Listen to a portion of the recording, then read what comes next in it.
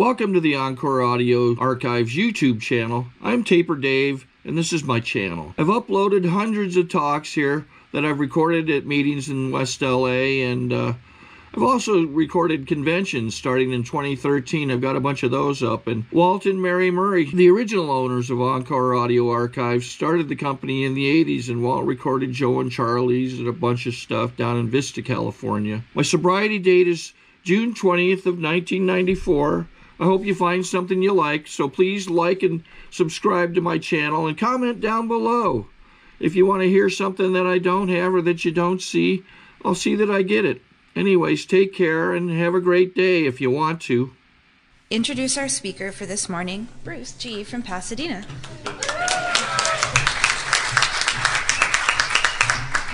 Hi, I'm Bruce.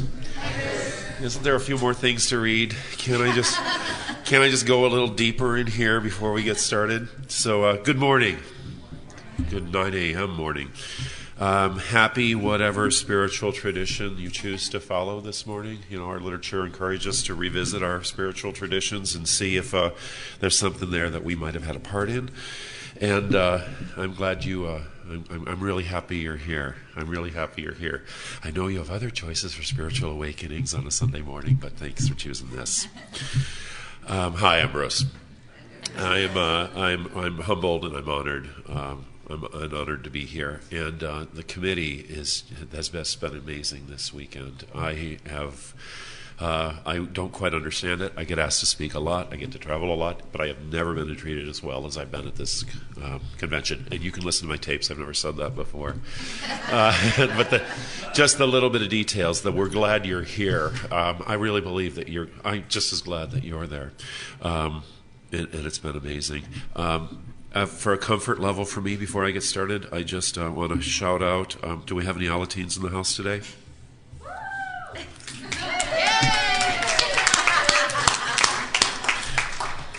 First tissue. So, a friend of mine once, I went to hear her speak, and she stood up at the podium, and she didn't want to spend a lot of time on her backstory, and all she said was that she was raised by wolves, and at 18 she was turned out on polite society. And it made me laugh really hard, because that is a much easier story for me to understand than the real story that I had growing up, you know. It's like, who does that? Who does that? I am the youngest son of two boys. My mother had 4 children, 4 Novembers in a row, and the last 2 survived. The first 2 children that she had, she did not want to have kids. She was on her way to the TWA Flight Academy. She was going to be an international stewardess. She met my dad, that little black curl, the cigarettes and the thing, the 57 Chevy, and well, they quickly got married. And she was not planning on having kids. She was kind of a high-strung woman. She is a thoroughbred. She is a former finalist Miss Michigan. Beautiful, beautiful woman, and she was just prized for that. And so the doctor put her on thalidomide.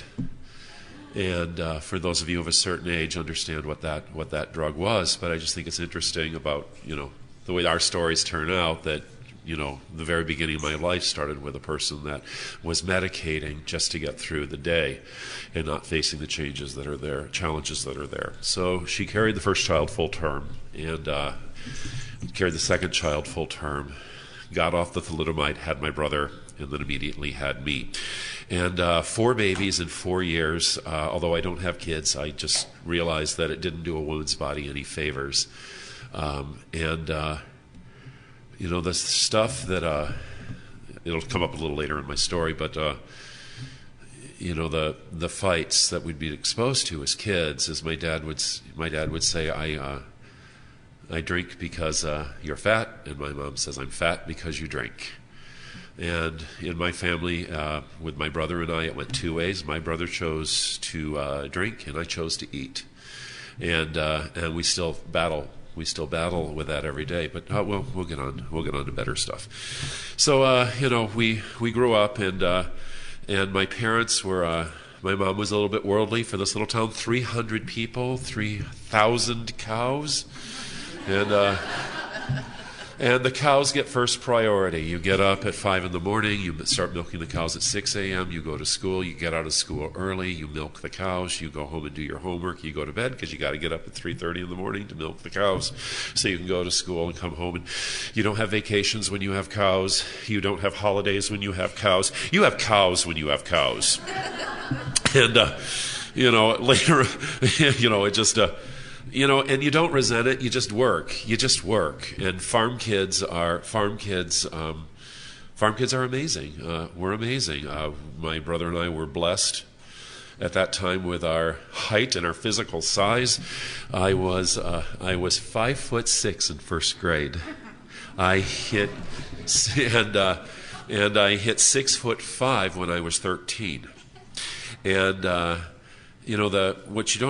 what I didn't understand, I guess the public doesn't understand, is that although this kid is 6'5", doesn't mean that he's 18. So don't talk to him like they're an adult. They're only 11 or 12. I mean, I have kids, just I found the situations that we were put in were just so remarkable because people didn't believe. And then when they find out that you're only 11 or, you're 5'11" and you're 11 years old and people think you're slow.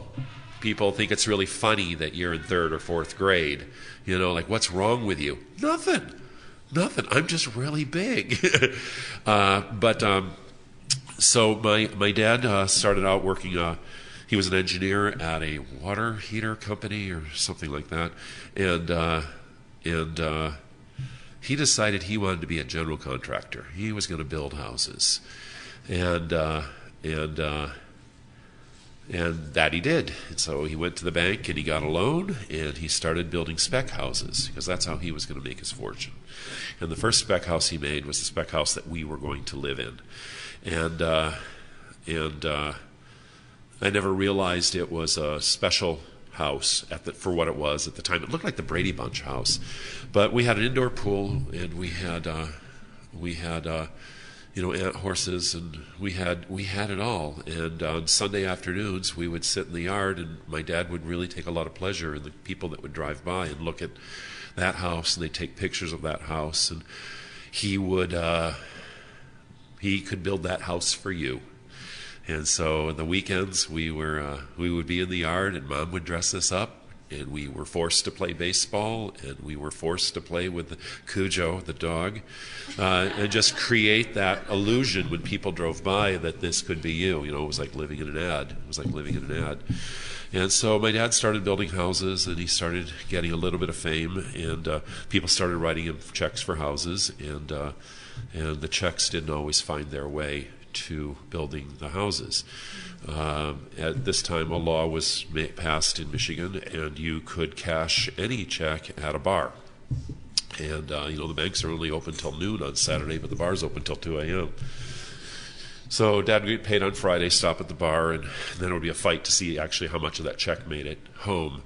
Monday, supplies would have to be bought, and so my mom would go to her resources and buy those materials to build that house. And so, it was ugly.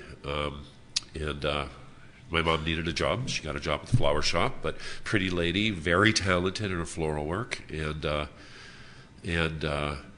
it was a good fit. Flowers were a good fit for her. And we started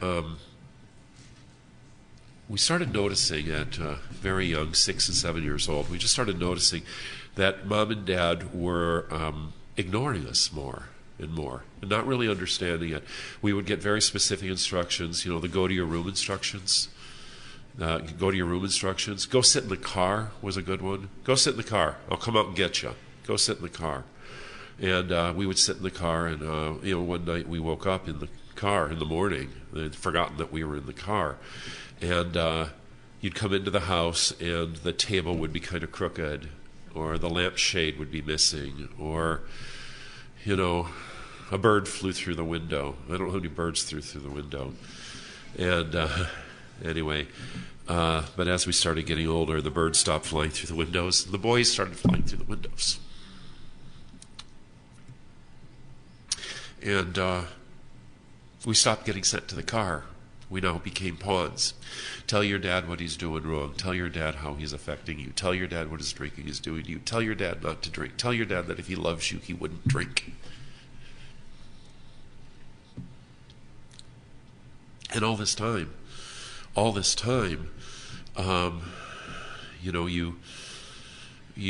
with the Al-Anon. And I've learned through Alateen that people, not just Alateens, people thrive on consistency. We thrive on consistency, be it positive or be it negative. When Dad was drunk and Mom was mad, my brother and I knew exactly what to do. We knew exactly what to do. But when Dad would have his moments of sobriety and Mom would have her moments of just simply shutting up, we didn't know what to do with each other. Just couldn't wait for Dad to take that next drink. Then we learned, my brother and I, that if we would act up a little bit, Dad would get a little stressed out. Dad would go and grab that drink. Then we learned we could just bring the drink straight to Dad. Just cut out the middleman. Just, here, Dad, take it.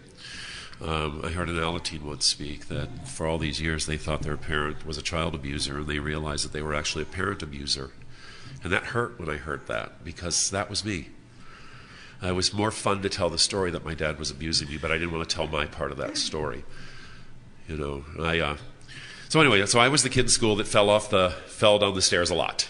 I always had a broken bone or a black eye or something. I fell down the stairs a lot.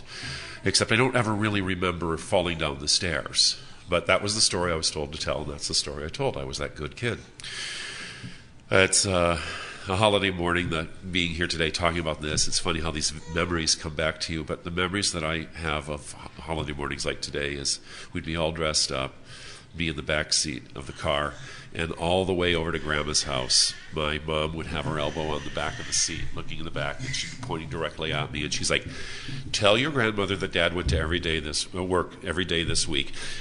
Make sure Grandma knows he brought a check home on Friday and he gave it to me. Make sure that she knows that we aren't getting phone calls from creditors. Make sure she knows, and gave me all the instructions, gave us the script of what we're supposed to say. And that went on for a couple of years. Probably 8, maybe, or just that age when you start to have that awareness of everything around you. And we get to Grandma's house and there's all this chaos and all the kids are there and everything, and Grandma comes up and she's like, hi honey, how are you?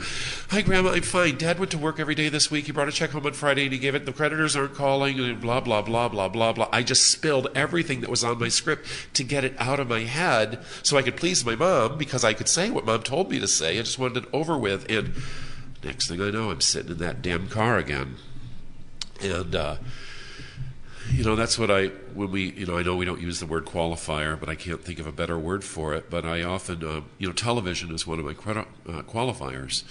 And it's Bewitched, specifically. It's Bewitched. And I appreciate the laughter, but I just knew that if I could move to New York State, and if I could get a job in advertising, that I could have that beautiful house, and I could have that beautiful wife, and I could have that beautiful life, because the chaos and the craziness was the same. I never knew. My brother and I rode the horses in the living room. We did that. So to see a horse in the living room was not a big deal. We did that. We were horrible. To save money, my parents didn't hire babysitters. We were horrible. So you have these 6 and 7-year-old kids that have toys, and we use them. And you can take a mini bike and you can jump down the stairways in a tri-level house. And it's kind of great, It's kind of great. Horses don't like to swim, by the way, but they'll just kind of stand there and you panic and get the neighbor kids to help you drag the horse out of the pool before your mom gets home. But anyway. But the reason I mentioned Bewitched is that there's only one character on the show that ever told the truth. There's one character, if you think about it. I wonder if you can guess who it is. It's Gladys Kravitz. She always told the truth. And what happened? She got punished. She got sent to the car. I gave her a pill. I gave her a drink. I sent her to her room. She's the only person that ever always told the truth. And every time she told the truth, she got in trouble. So on this one day, this one rather unremarkable day, I tell Grandma the truth and I get punished. And there was just that click in my brain. It's like, why not go into that fantasy world then? Why not just go into that fantasy world? Because it's way better than what this reality world is. And we had we have a family history, a tragic family history, and the first time I was aware of it was at about this time, and it was an aunt named Colleen, and she was an alcoholic, and she was quiet, and she was brooding, and she was always sad, and she always sat in the car. And one day she made a decision to sit in the car in the garage, and we never talked about it. Just all of a sudden, Aunt Colleen is gone. Aunt Colleen is gone. That's it. And you're just old enough to know it was something bad, but not really knowing what it was, not really understanding what it was. I am 52 now, and I have experienced 7 suicides, all directly related to alcoholism in my immediate family. We just go. We just go. We just take ourselves out. We don't say goodbye. We don't leave notes. We just go. We're done. We check out. It's over. You don't talk about it. And it's what we do. It's what we do. And recently my cousin's husband committed suicide, and I was with my partner when I got the phone call, and I hung up, and he's like, "What's going on?" And I said, Mike has killed himself. And my partner and he's like, "Oh my God!" And he was driving, and he pulled over. "Are you all right?" It didn't even dawn on me that my reaction wasn't what. It's what we do in my family. That's our treatment program for alcoholism. That's what we do. So, like I say, I appreciate. Good morning. I appreciate it. I heard something yesterday that's kind of with me, and it is true. It's absolutely true. There's what you plan on saying, and then what you think you're going to say, and then actually what comes out of your mouth. And that's absolutely true, because none of this was scripted. But anyway, I needed to get away from my family. Lost their house. We became homeless. We lived in a tent for a year in Michigan. Went through a Michigan winter in a tent. And it wasn't until we got in recovery that I asked my mom why we didn't go to either one of our grandparents' house. And Mom just simply said, pride. And then I'm thinking, what grandparent lets their grandkids sleep in a tent? So it's funny that you read detachment, because I kind of looking for the attachment so I can detach, It's just kind of strange.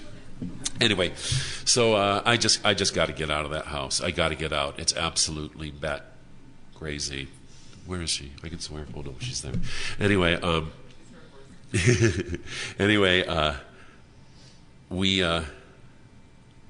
just got to get out of the house. My brother's the athlete. They know what to do with the athlete. They know what to do with him. I'm bookish. I'm artistic. If my brother needs a ball bat, they find the ball bat. If I need paint, make your paint. If Mark needs a ball glove, he gets a ball glove. If Bruce needs sculpture material, go out in the yard and find a log. You can carve that.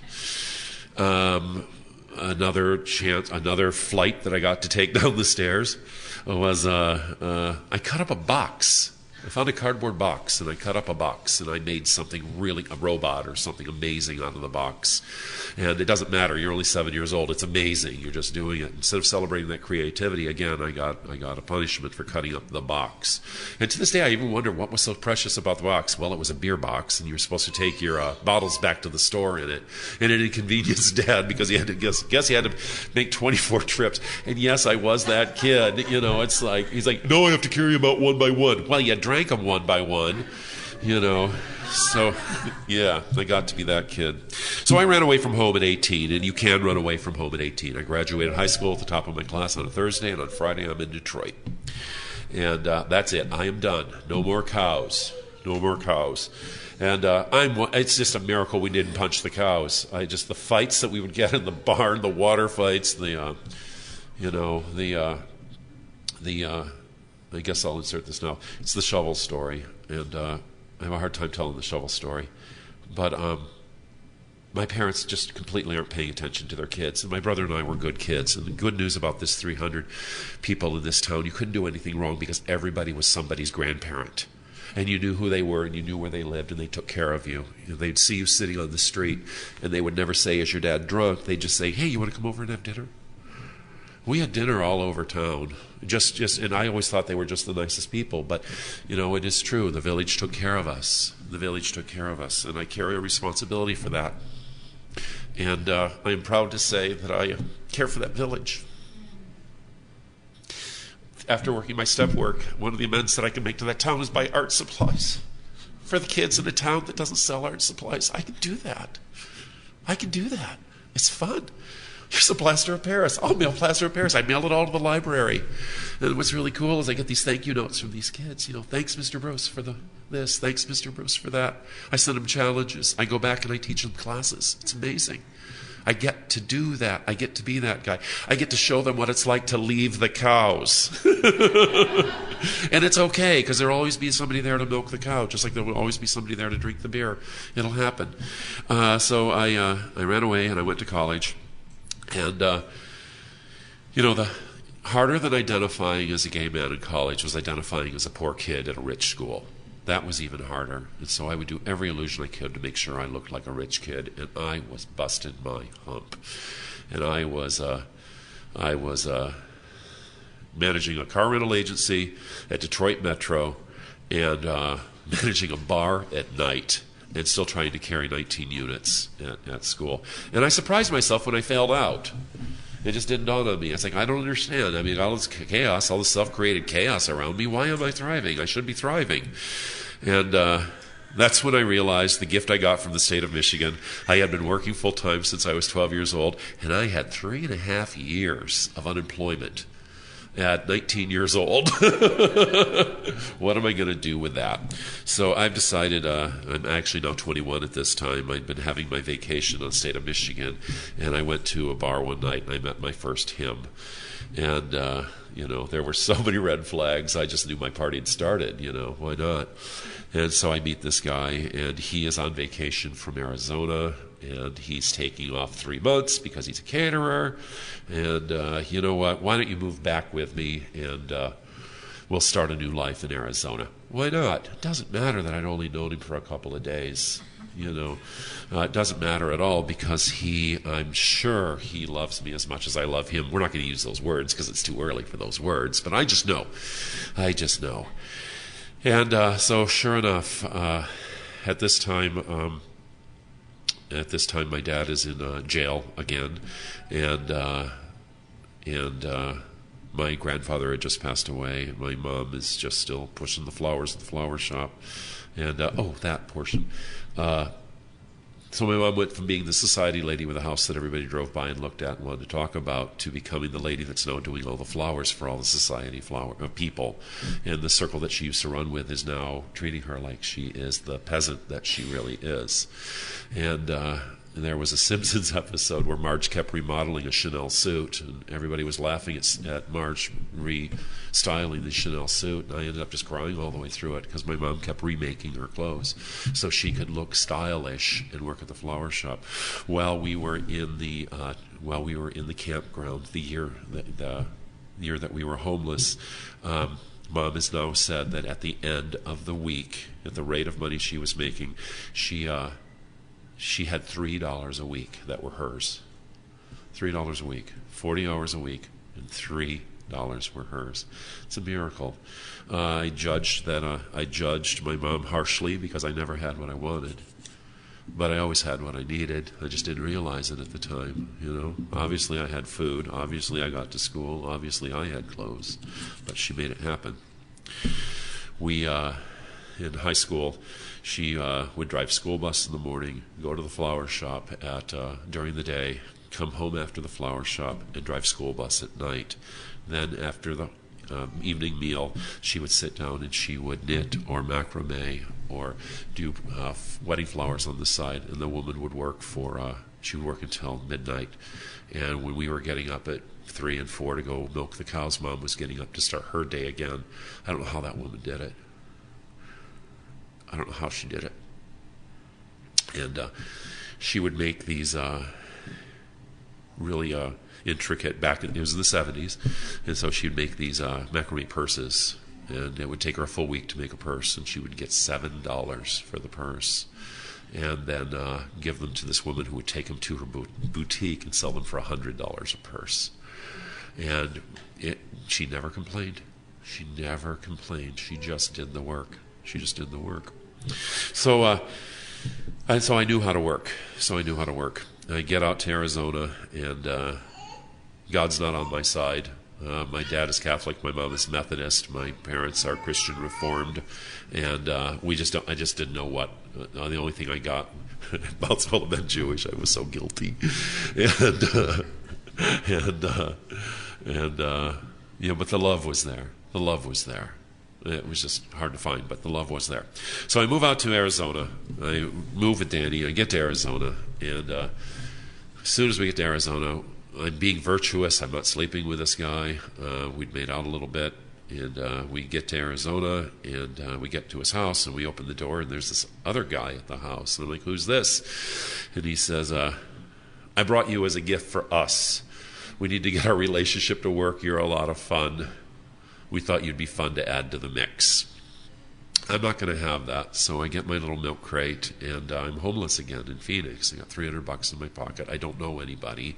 I'm questioning whether or not it was a good idea to move across country with somebody but thank God for vacation on state of Michigan. You didn't have to be there to get your check. So I had a couple of months left, and I was getting my couple $100 a month. And being in the park alone wasn't a problem for me. Being homeless wasn't a problem for me. I don't know if that was willfulness or if it was just faith. It didn't scare me. It happened before.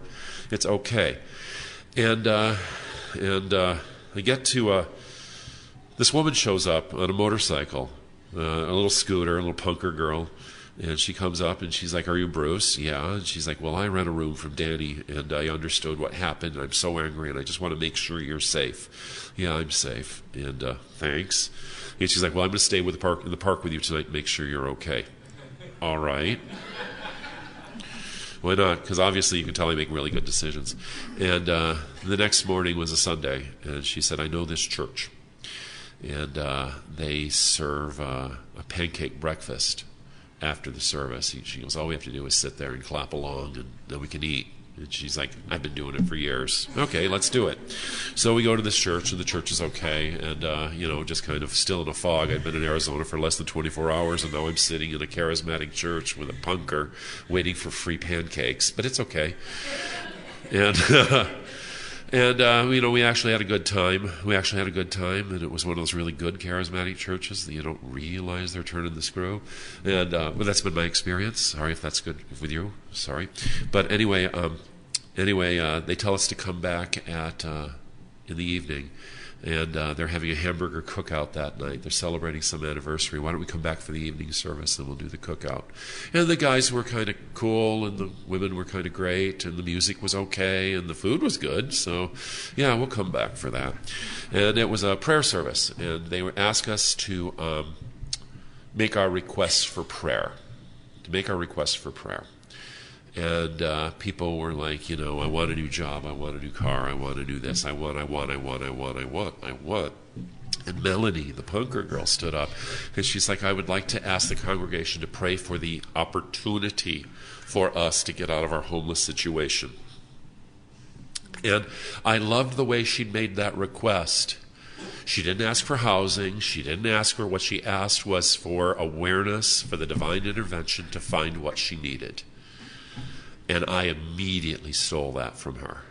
Immediately. I loved it. It worked for me. I like that. Put me in. I know how to work. So I can do that. We're at the cookout, and this gentleman named Nicholas comes up to us, and he's like, I've got a roommate that owns a 6-bedroom house, and he's moved to Greece for a year, and I'm there all alone. He goes, if you guys want to share a room, he goes, I can't offer you your free run of the house, but if you guys don't mind sharing a room, you can stay with me for up to a year.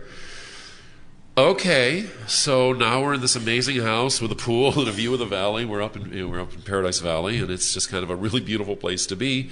And Monday morning, Melanie, she needs a job. She's a bartender, of course, and she gets a job at a like a Residence Inn, or the place where they have the cocktail hour by the pool. Are there any alcoholics here that know that hotel? But anyway, all right. So anyway, thank you, dear. And so So anyway, she's tending bar, and this gentleman comes up and sits down, and he's just had a really rough day. And she's like, "What do you know? What's going on?" "I'm starting this new company, and I need some Midwestern guys." He goes, "I can't find any employees, but I just want a Midwestern guy. You don't happen to have one of those, do you?" "Well, as a matter of fact, I do, and he's looking for work." So I take the bus, and I go out for my interview, and it's for a vending company, and it was one of the very early companies where you put a quarter in the vending machine to get a gallon of water out. And they were just moving into the West Coast. And at the end of my interview, all of a sudden I know I'm driving home in a brand new car with an expense account.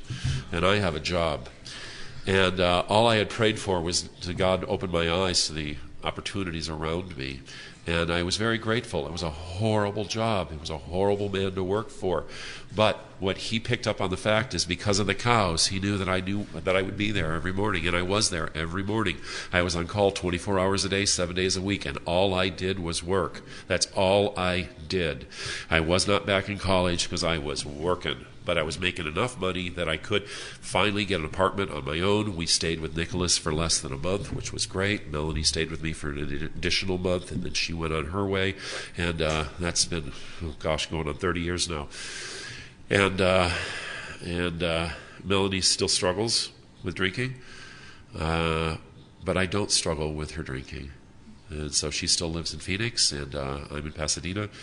I get transferred to Pasadena, and I decided to need my own alcoholic, so I find my own alcoholic, and I'd been alone too long, and I have those values that were instilled in me. I hung out with a guy, that group from the church. I hung out with a group of 18 men, and when I left Phoenix in '89, 16 of those men had passed away from HIV, and 2 of us didn't, and I don't know why. My best friend and I are still here, and we don't know why, because we were just as bad as the rest of them if it was based on if you were good or bad.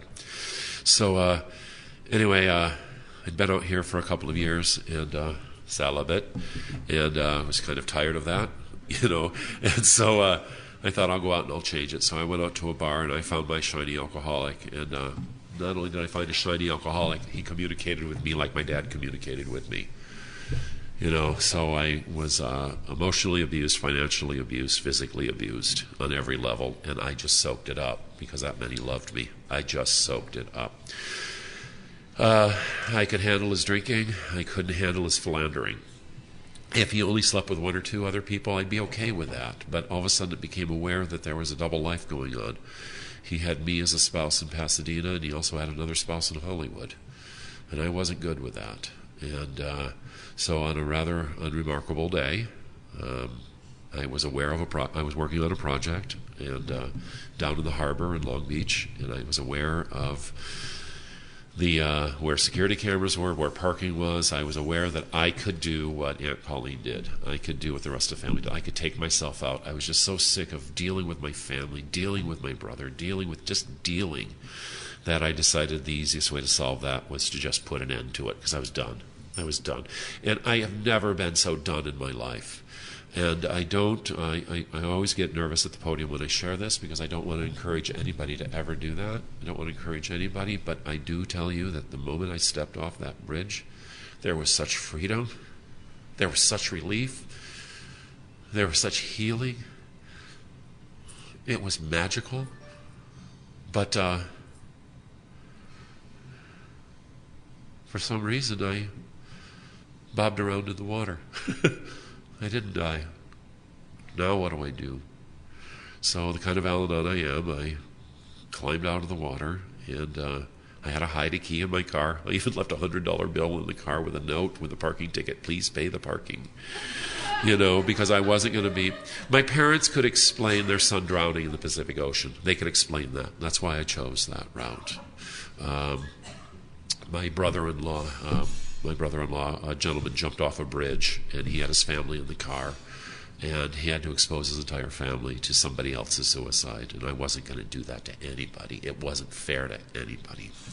So I ended up in a mental institution, and they put me in with all the shiny alcoholics, because apparently sane people don't jump off bridges, and they're doing the blood draws and all that stuff, and there's no chemicals in my system or anything, and But they kept me in with the alcoholics, and I started hearing the alcoholic stories, and they started medicating me, really medicating me. They gave me a diagnosis that I don't know if I agree with, but it's none of my, I don't care. But they gave me a diagnosis of situational schizophrenic and bipolar. And I've been in the hospital for a while, and I'm on 26 or 27 pills a day, and I'm just a zombie, and everybody's telling me how good I am. Say, oh, you're good. You're doing real good. You're doing real good. And, yeah, real good. And I now have a walking pass. I can now walk outside the door, and I walk outside the door, and I'm allowed to go to an Al-Anon meeting. So I walk out, I'm in my pajamas, and I have a buddy that teases me about the how much time do I have? Okay, thank you. So I just go into this meeting, and he teases me because I was in fuzzy slippers, because you can't have any shoestrings, and I'm in my fuzzy pajamas because you can't have a waistband. You just I'm in a, and I go and I sit down, and there was this shiny guy there, really, really cute and really kind. And he's like, why don't you sit next to me? And I sat down next to him, and I started hearing the readings first, and I started to cry. When I heard the steps, I heard a systematic way of living your life. I heard a systematic way of processing your day. I heard a how-to manual. How to live is what I heard, and what it was action words. And then when they started reading the steps, and it said, made a decision to turn your will and your life over to the care of God. I realized back at the moment when I decided to end my own life how freeing that decision was. How freeing would it be to make another positive decision in my life? And so I bought into it and started working my steps. And the guy that I sat next to, as I said, I started crying, and he just reached over and he put his hand on my leg. And it was non-sexual. There was nothing to it. It was just that connection. It was just that connection to somebody else. And they asked the newcomers to share, kind of like, it's your turn to talk now. And I just gave my little bit of share. And of course, I'd like to think, oh, I'm so grateful to be here. Probably what I said was, he did this, and he did that, and he did this, and he did that. I'm sure that's what I said. The movie will be different. And that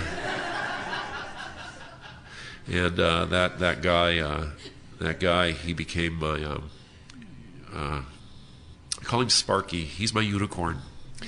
I found a unicorn. I found that magic unicorn out there. He was a really neat guy, and I got to sit next to him, and he goes, I'll be here next week. I'll save you a seat. And when you're a newcomer, that means something. The old timers like, I'll save you a seat, but when you're a newcomer, that means something. And so I went back the next week, and I was looking for that shiny, sparkly guy, and he was there, and he's like, right there. And I sat in that seat, and we are just best of friends to this day, and he's absolutely magic. And I was smart enough never to ask him to be my sponsor, and that was a good thing. And by doing the steps, I have not had a suicidal thought. Systematically, I was able to get off all of the meds that I was put on that were supposed to make me feel better. Systematically, every day, I started meeting other guys in the program, other men in the program, and I decided if I wanted to be a better man, I needed to hang around other better men. And to really be a better man, I needed to start hanging around better women. I never realized that the circles that I was running in Pasadena, it was difficult because I was married to somebody that was connected to some government agencies and was an elected official of the city, so I felt I could not go to meetings in my town because I didn't trust that anonymity thing. So I've gone to meetings everywhere from Tijuana to Bakersfield to I regularly went to a meeting in the Palisades from Pasadena that started at 6:30 in the morning on Fridays, and it was a really good group of men. And I had only been in program for a very short time, and there was a guy there, and I just talked up to him and said, when are things going to start feeling better? And he's like, why don't you try 30 meetings in 30 days? So it's day 29, and I run up to this guy, and I'm still spinning. The world's still crazy. And I said, what do I need to do? I'm not feeling any better. What do I do? What do I do? What do I do? And he said, why don't you try 30 more meetings in 30 more days? All right. So I go to 30 more meetings. It's day 58 or 59. I see this guy, and I walk up, and I'll just say his name because I love saying his name, Buzz. And if anybody knows who Buzz is, I'd love to find him. I've never found him again. And I'm wondering again, was he even there? But anyway, Buzz says to me, he's like, Bruce, he goes, just take 30 more meetings in 30 more days. And I'm like, all right. So I do 30 more meetings because, I know how to work. I know how to show up. So it's now day 90, and Buzz comes up, and he's like, how are you doing? And I said, this is going on, and he's doing this, and he's doing that, and he's doing this. Do you have any ideas? And he's like, 30 more meetings. So I had gone to 142 meetings in 120 days. And the last meeting I went into, Buzz was there. And Buzz walks up to me, and he's like, how's it going, kid? And I'm like, great.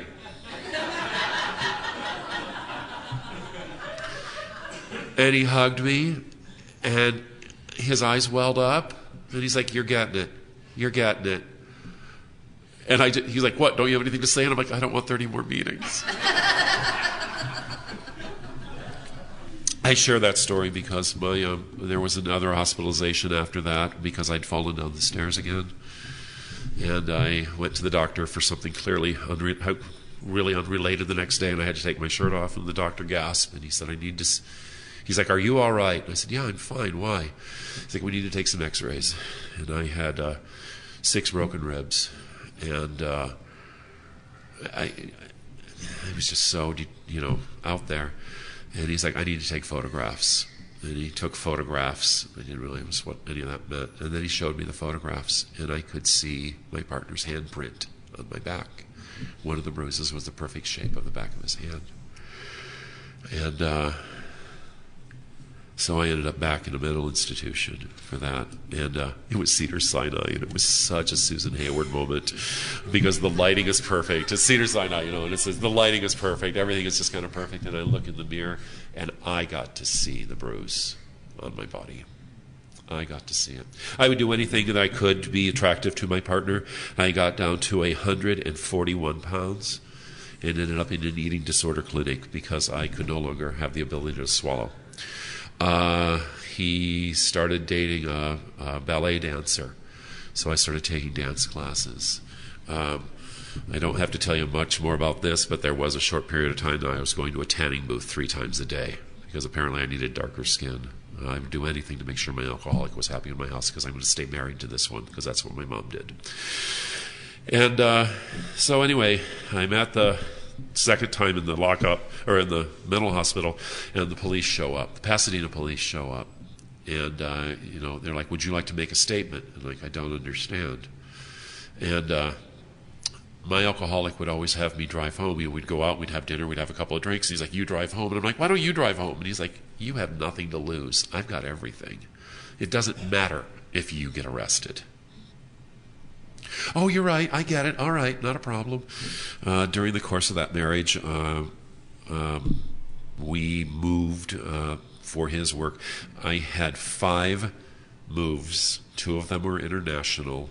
5 cross-country moves in 7 years. All we did was move, and each time we would move, I would give up a little more piece of myself. Because I always warn young people that I work with is that the people that have the most to give are the people that give the most. And we don't realize it. We always think there's something left. And Al-Anon, I've learned how to fill up that battery again. I've learned how to only give from my reserves. Only give from the reserves. And when I start feeling a little out there, it's time to stop giving a little bit, recharge a little bit, refocus, and then breathe, and then get back out there. So I didn't file charges against him. I still didn't believe in myself. I didn't believe that I was right. And I didn't file charges. And I get out. Shortly after that, we start having an argument on a Saturday. That's one of those, maybe some of you know this argument. It started at 7 in the morning, and at 7 at night, it's still going on. It is still going on. And all of a sudden, I don't know where it came from, he just said to me, this isn't working for me anymore. I want out. And these words came out of my mouth. You might be right. I'm done too. That stops an argument. Sorry to interrupt your viewing. Taper Dave here. Just wanted to take a second to ask you to like and subscribe to my channel. Let me know if you like what you're listening. I've got some very good talks here, and this one's a great one. Just curious, do you think this is better than Zoom? Tell me what you think. I realized at that moment, if I said, honey, I will change, I will give it up, I'm sorry, I'll give up even more. I'll give up even more of my identity to be the spouse that you want me to be. I would have bought another year. I would have got 30 more meetings. I had buzz in my head at that time.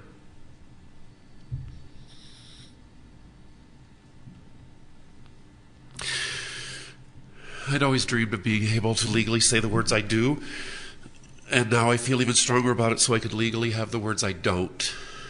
I don't advocate for gay marriage, but I advocate for gay divorce.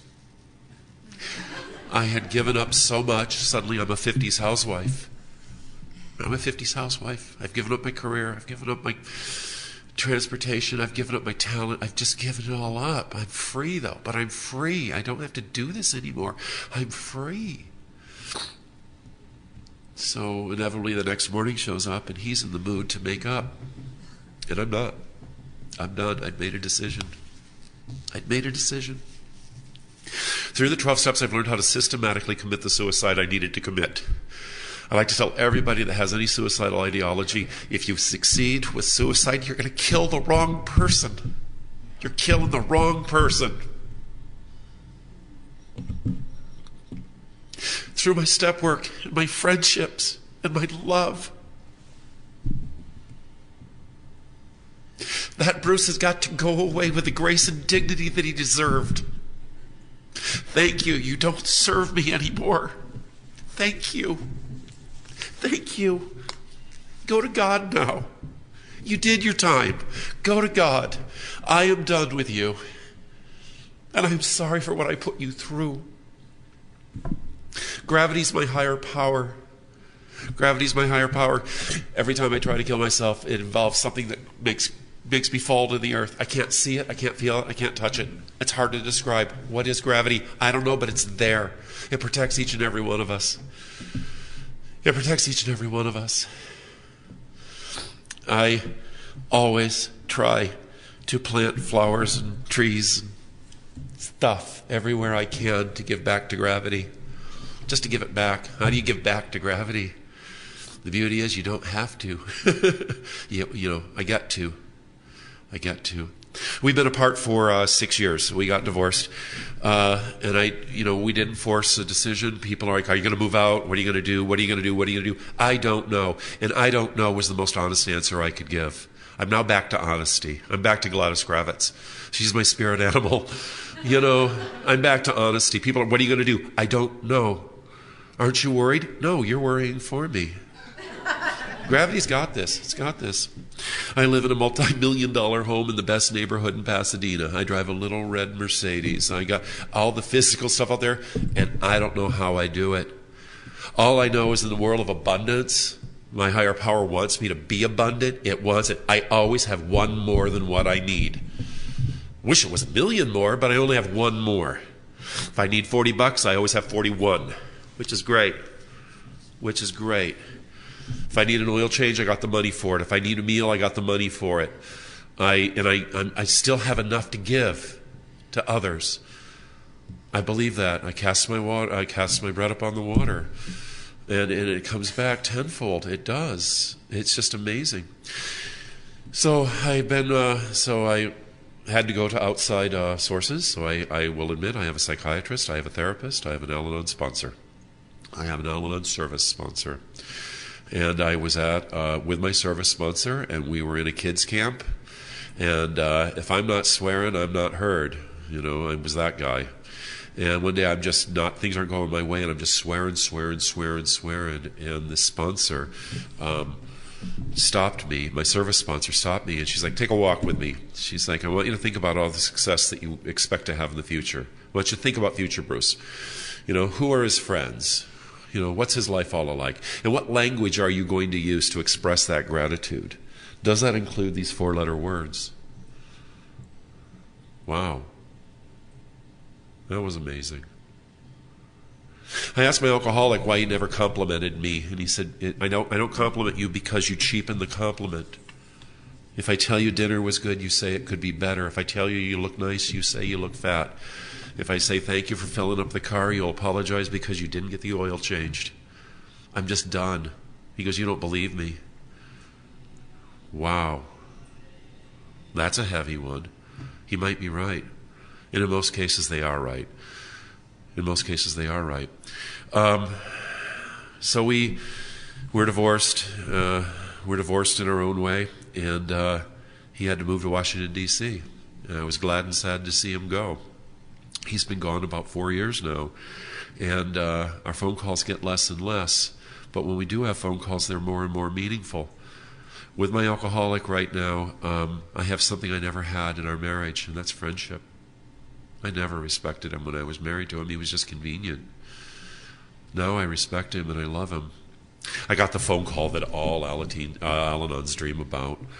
My alcoholic called me and just simply said, do you think I'm an alcoholic?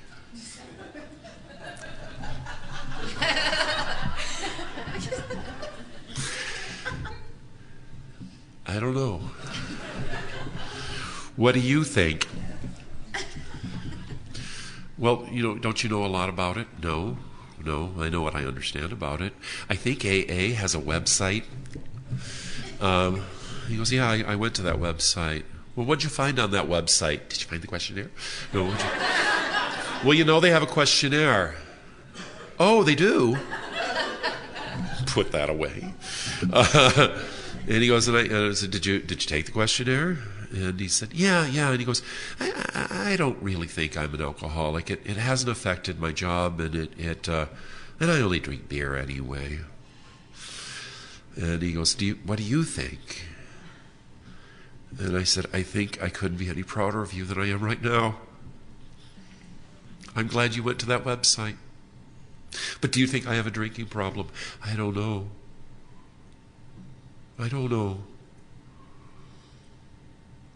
That conversation has now continued for almost a year. I left that door open, and each time he asks me if I think he's an alcoholic, I've made a goal to not have any opinion on it. I pray that I have the courage that he says, have I ever affected you with my drinking? That I have the courage to honestly answer and not be controlling and nasty and, the Bruce I know I can be. So here I am lonely again, and I'm not a bar guy to go out and just hook up. I'm the bar guy that goes out and marries. And I want to meet somebody in a different way, so it's suggested to me that I write down what I'm looking for. So I wrote down what I'm looking for, and I went out and I met that guy. Boy, was he a jerk. And he's married. So the guy that I was working with said, why don't you make a better list? And he'd start off with not married. So I made a better list, and I go out there, and I met that guy right away. And he was even worse than the first guy that was married. And I go back, and the guy I'm working with says, write a real list. Write a real list, and everything you can think of, write that list. My list is over 30 pages long, front and back, and it is quite a list. And I read the list to him, and when I get done, he says, good, now go be that man. All right, let's see how that works. I'm down at SoCal. I have been asked to be the SoCal sponsor, and Alateen sponsor, and I can stand up here and talk about my gratitude to Alateen, but all I really want to tell you is just try it. Words can't describe how magical it is. If you have the calling for it, do it. I'm working with this Alateen sponsor that's really great. And I did something really unremarkable. I don't even remember what it was, but it was really unremarkable. And she came up to me and she's like, "Thank you, Bruce." And not even understanding that it really was a big deal to her. "Thank you, thank you, thank you." And I'm like, "Oh, it's nothing, it's nothing, it's nothing." And I'm going to touch you, Brandy. And anyway, she just does this to me. She grabs me like this and she looks me in the eye and she says, "Bruce, until you learn how to receive, you'll never be with anybody that knows how to give." 17 years old. Wow. Thank you. Thank you for that gift. I'm happy to say I've met somebody, and I keep us very private. I keep it very private. And there's no secrets, but I keep it private. I don't like to trot him out to meetings. "Look what I got. Look at my shiny new penny." It's more precious than that. He doesn't identify with the program, and that's okay, but he knows how important it is to me. He knows the Alateens that I sponsor on Friday night are my number one priority at this time. We have had 2 Friday nights together in 3 years because I spend my Friday night with my kids. My ex and I, we tried to adopt a kid. We tried to adopt a kid. A private investigator is the one that told me about the second family. And the only thing I had on my list is that I wanted to have a child that identified with who I was, and I wanted them to come from a culture that I understood. That's all I had. They came back and said, "Well, your partner wants blonde, blue-eyed male." Wow, that wasn't even on my list. But that was his honesty, and it's okay with that. I get involved with Alateen, and all of a sudden I'm surrounded by all these young people that understand who I am, and they come from a culture that I understand and can identify with. It's really magic. When the first group of kids that I was involved with left for college, it broke my heart, but I got to feel that parent moment of watching the kids leave for college. It was really hard. Friday night shows up around Thanksgiving, and one of the Alateens came back and came up to me, "Thank you, Bruce. It's so nice to see you." And I said, "It's nice to see you too. Don't go see your friends." And she's like, "No, I came to see you."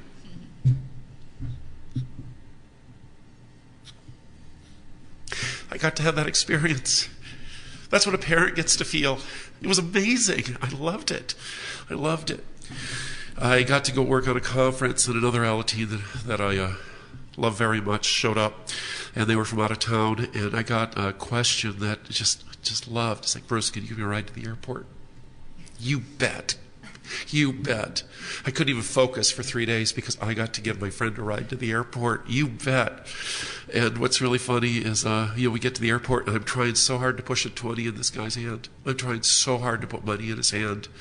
When my dad would visit me in college, I'd put money in his hand.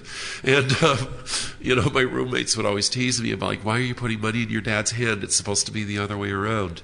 Really?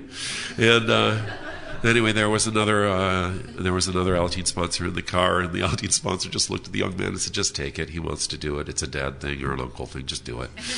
And it felt like $1 million to be able to do that. And that's a very special moment that I have.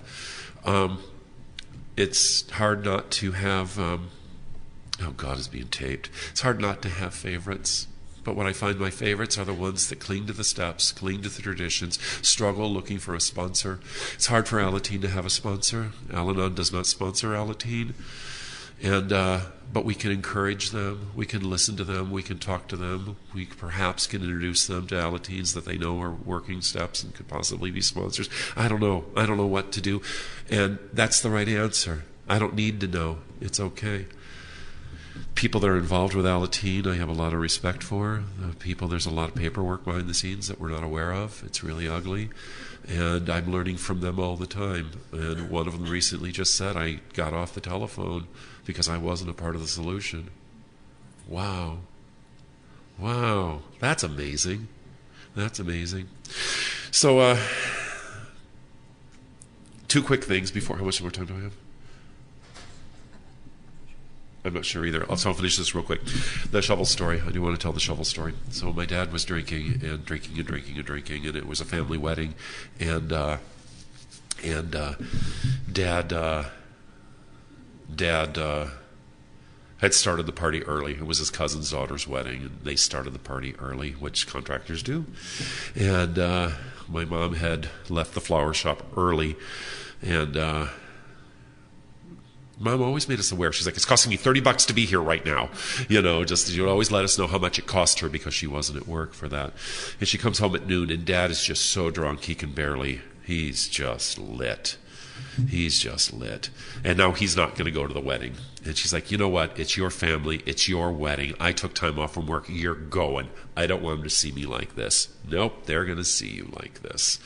And he turns and he slips on the sidewalk, bashes his face, cuts his eye wide open, it's all swollen. And my mom is tying his tie with blood dripping on it. And he's like, but I'm bleeding. You're going. Let your mother dress it. So we get to the wedding. We've missed the wedding. It's now time for the reception. And we walk in, and Dad sees the bar. And now he's really excited to be there. And his cousin walks up, and he's like, Jesus Christ, Jim, what happened? Did Lois hit you with a shovel? And everybody starts to laugh, and Dad's like, yeah, she hit me with a shovel.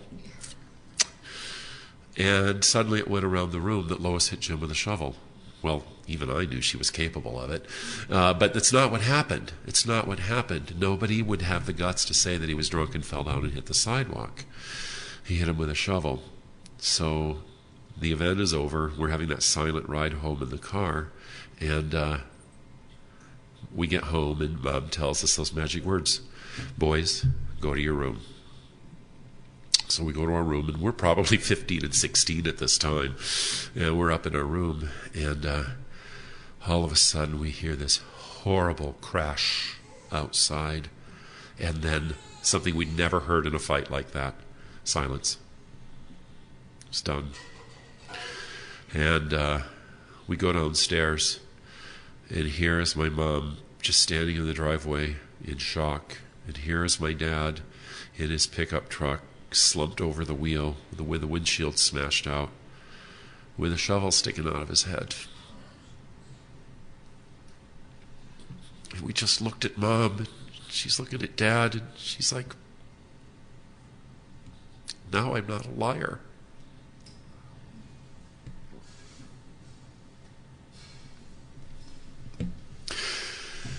My mom came out to visit. They're not in recovery. My father has 24 years or 26 years, I'm not real sure. We're not real close. Sobriety. And I don't know what his program is, but it's none of my business. But he doesn't drink. And my mom has no recovery. They came out for a visit. Mom came out for a visit. And I had a few people at my house develop skills, hobbies, and interests, and I still like to knit. And 15 minutes of knitting equals 90 minutes of meditation, is what statistically they say. And so every night I knit when I'm in bed at night. I sit there and I knit, and I allow myself to fall asleep. You know, no, I don't have a 4-mile long scarf. I rip it all apart, and I always thought, wouldn't that be really funny? It's like, oh, there's all my meditation, but it's what I do. But it's important to me. And I get together with all these artistic Al-Anons, and we do these Al-Anon critiques. Imagine if you're an artist having a critique with people with 12-step behind them. It is magical. It is magical. You never hear "you should." You get to hear a lot of "have you considered?" But or what about this? But I respond better to that than "you should." That's for sure. So anyway, I've never heard my mom talk about my dad's drinking. I've never, we don't talk about that. We don't talk about that. And I have these 5 or 6 old timers, and we're doing what we're doing in the living room, and just I don't know what happened. Just all of a sudden, my mom told the story, and it was the same story that I tell, word for word. And when it was all done, so wasn't that pizza good? We just go back, we do what we do in Al-Anon. We listen, but we don't take it on. We listen and we detach with love. We listened, and there was no request. She didn't say, what do you think? Or what should I do? Or she didn't ask. There was no request. It's what we do in program. We wait for that question. And everybody goes home, and she asked if she could be alone for a little while. Okay. So I gave one of my friends a ride home, and I stayed away for a couple hours. And I got home, and we had dinner. We're just very quiet. And she's like, honey, she goes, I really enjoyed this afternoon, but I really don't want to meet any more of your friends. Okay. All right. All right. She has now, it's been a year now, and 3 times in the year she's referred to how freeing it was to tell that story. Wow, just to get that off my brain. How freeing that was. There's the attraction. There's the attraction. She hasn't asked me how to find a meeting yet. I know how to find a meeting. I've done that research. I know how to do the work. But anyway, so I will finish up here. Again, nothing that I wanted to say has come out, but I do realize that in the serenity prayer itself, God has always granted me the serenity. God has always granted me the serenity. I just never had the courage to accept it. I never had it. Now I do, and it's kind of amazing. It's kind of great to be able to give it away. I'm grateful for the people I have in my life. I'm grateful for these amazing, better women. These better women. It's amazing. It's been amazing. These better men, you know. I get to have a spiritual niece in the program. And when my buddy handed her over to me for the first time, she said, "Grace, meet your uncle."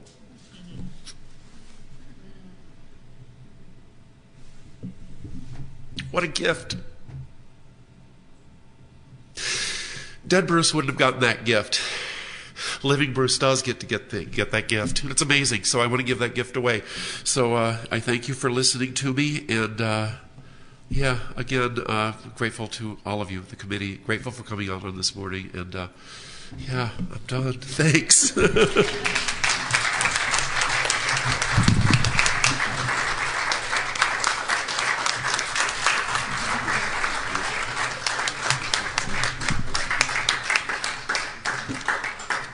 I think we got a great talk going on here. Thanks for watching the channel. Taper Dave here.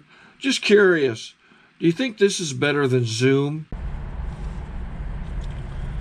Okay, this is how I prepare my drone for launching. I like to do it inside the cab of my truck so I'm not standing outside in the weather.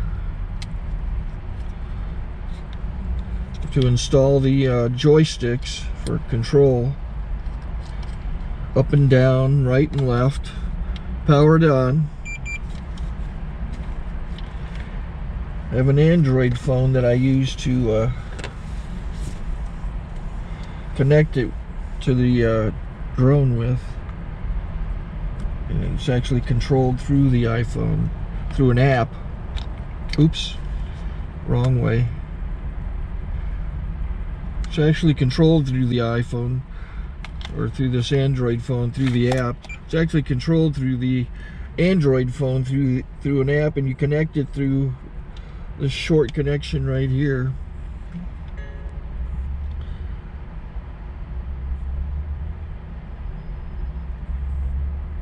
Remote control connected.